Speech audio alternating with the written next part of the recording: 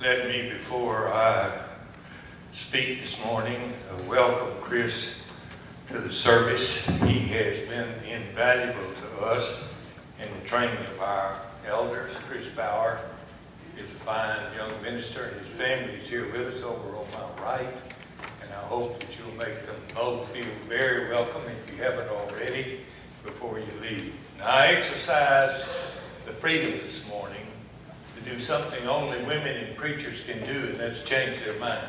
I decided, after looking at the order of worship and thinking about the service itself and praying about it, that I wanted to change what I was going to say.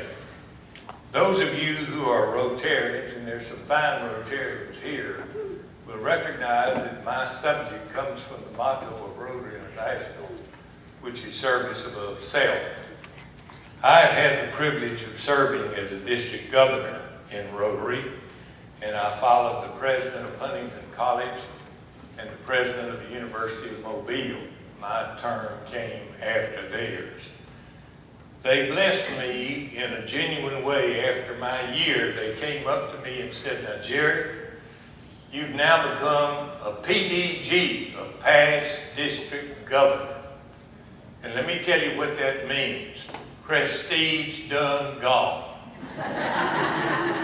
Well, I thought about this service of installation and dedication and ordination.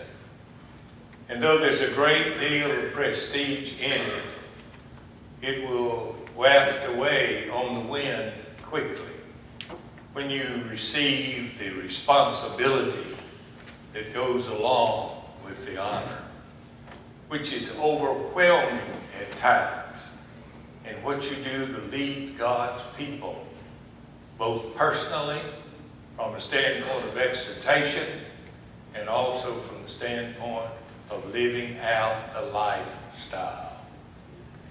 When you come to the 12th chapter of the book of Romans, you come to the instructional part, the application part of Paul's writing.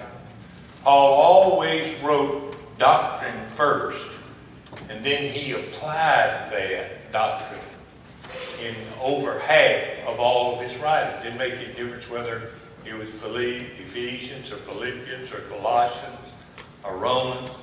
He was always going to tell you doctrinal things first and then apply.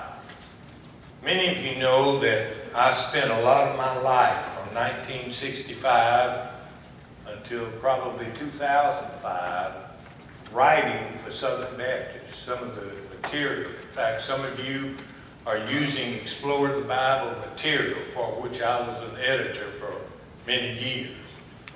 And I would write those lessons, and my wife, Marjorie, who was an excellent grammarian, would read them.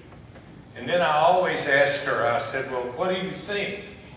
How do you react to it?" And sometimes she would look at me and with that slight smile and say, "What difference does it make?" Clinton must have known her, somewhere along the line. But at any rate, a sermon is not a sermon unless there's an application point in that message. A Sunday school lesson is not a lesson unless you are forced to apply it. So the question, what difference does it make in your life, is applicable. And Paul said, "I beseech you by the mercies of God." Now I see that as the constraining motive. Why do we serve God?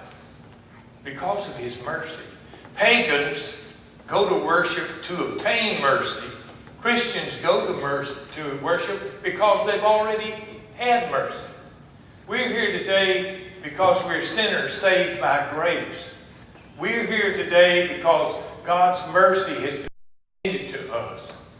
And the older we get and the more mature we become, the more we see how fortunate we are. I've thought about that. I think about this in ordination. I thought about it in my ordination. But you see, I was raised in a Baptist deacon's family. My wife's father was a deacon. We come from people of leadership in church. And these people are being set aside today. You're responsible for that, for ordination and installation. And I'm impressed as I study the Word that we ought to all be aware that we are talking about living out the product of this moment. Every one. Those who've been ordained in the past and those who will be the one that will be ordained today. And having said that, divine selection for any place of service is not a reward for sainthood. It's an opportunity to serve God. And what I've noticed about that is the more you serve God, the more opportunity you'll have to serve God. That's the parable of the talents. When you didn't do anything with your talent, you lost it. But when you did something with your talent, you received more talents.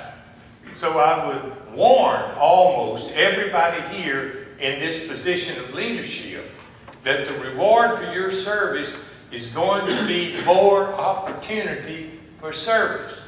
And the reason you're willing to do that is you recognize how blessed you are. Many of you have talked to me about growing up in this church. You've talked about your grandparents being in this church. And we talk about the young people coming along. We're going to have a baptismal service for one coming along in just a few weeks now. That's an indication of God's continued mercy and blessing upon all of us. God expects works from us.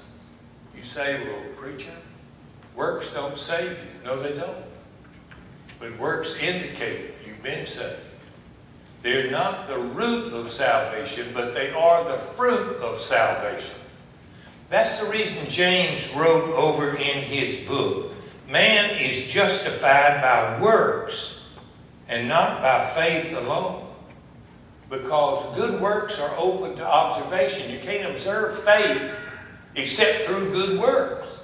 So if we are called by the mercies of God, that constrains us to do our best to live the best life we can as an illustration for people who really need to see it. And he says something that hearkened to the Judaistic training of all those to whom he was writing. He said, you know about Passover. You know about sacrifice. You know about an unblemished lamb for the sacrifice. You know about the Passover in your life, in a regular observance. I want to tell you that you're to present your lives a living sacrifice. Not a dead sacrifice, but a living example of what God has done in the lives of His people. That's true of every person here. We're to live that kind of life. And frankly, I'll be honest with you, if we lived it a lot better, the church would be a lot more powerful. By the mercies of God, you present your bodies, he says, a living sacrifice. Now, that's just opposite of Greek thought. The Greeks thought that the body was evil and the spirit was good. But we come to the New Testament and we understand that the body is the temple of the Holy Spirit. God's Spirit resides in us from the moment we become a Christian. So that body is holy. That's the reason some denominations never practice cremation, because the body is holy to them, and you dare not go against that holiness. Present your bodies a living sacrifice. And then he quickly adds an admonition, both positive and negative, and they are so instructive in the original language. Now listen, he says, stop being changed by the world. Phillips Don't let the world around you squeeze you into its own mold. Christians are to be, according to the Bible, a peculiar people, not odd in the sense of peculiar, but peculiar in the sense of being dedicated. And people ought to see in us something of Christ. In fact, the word Christian means little Christ. And sometimes the only Christ the world's going to see is in us, in our actions, in our graciousness, in our thanksgiving, in our generosity. All of those things are part of who we are, and they ought to reflect whose we are. So he used a negative, prohibitive in the Greek. Without being pedantic, it means this: stop letting the world squeeze you into its own mold. My mother didn't know anything about Greek, but she had eyes in the back of her head, I'm convinced of it.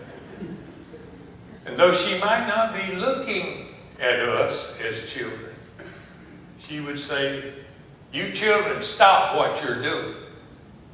Because she had an idea it wasn't good. And we need in our life to stop letting the world control who we are and how we act. I'm going to be very honest with you. The morality of our world doesn't reflect the morality of the church. I'm sad to say sometimes the morality of the church is more affected by the morality of the world. So he says, stop doing that. You're to be super sensitive to the will of God and to the Spirit of God speaking within you. That's the negative. Now notice the positive. Be transformed. In the language, if you put it in a present tense, in the Greek language, it means continue to do something you need to do. You don't just do it one time. You present your bodies this living sacrifice by continuing to transform yourself. And how do we do that? By the renewing of our mind.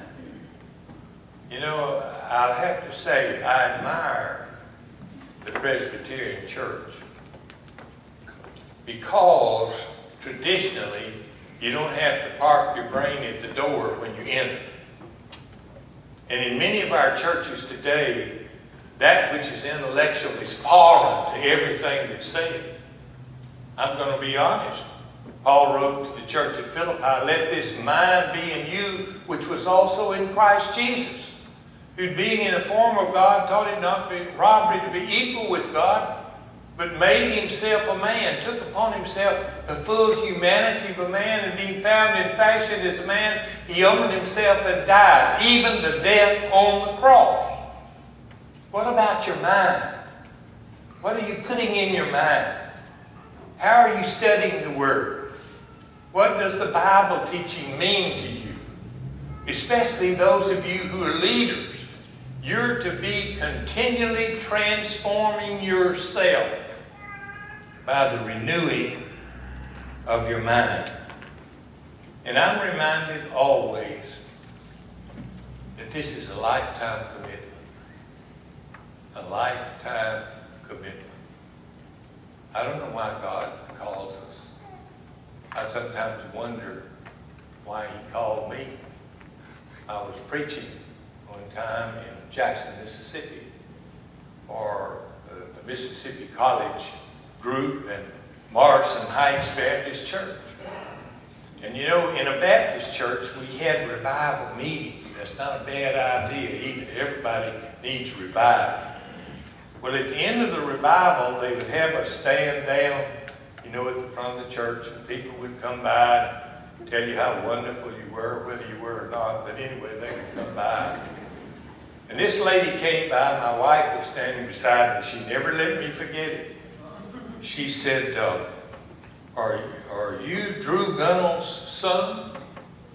I said, yes, I am. She said, did you grow up in Queensboro Baptist Church? I said, I sure did. She said, you go all your life there to Sunday school? I said, yes. Said, your mother Dura Lee Gunnels? I said, yes.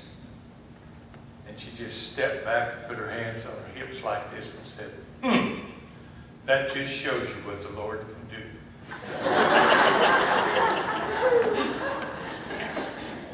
Let me tell you something. God can do anything with someone who's willing to be transformed by His power and by His Spirit.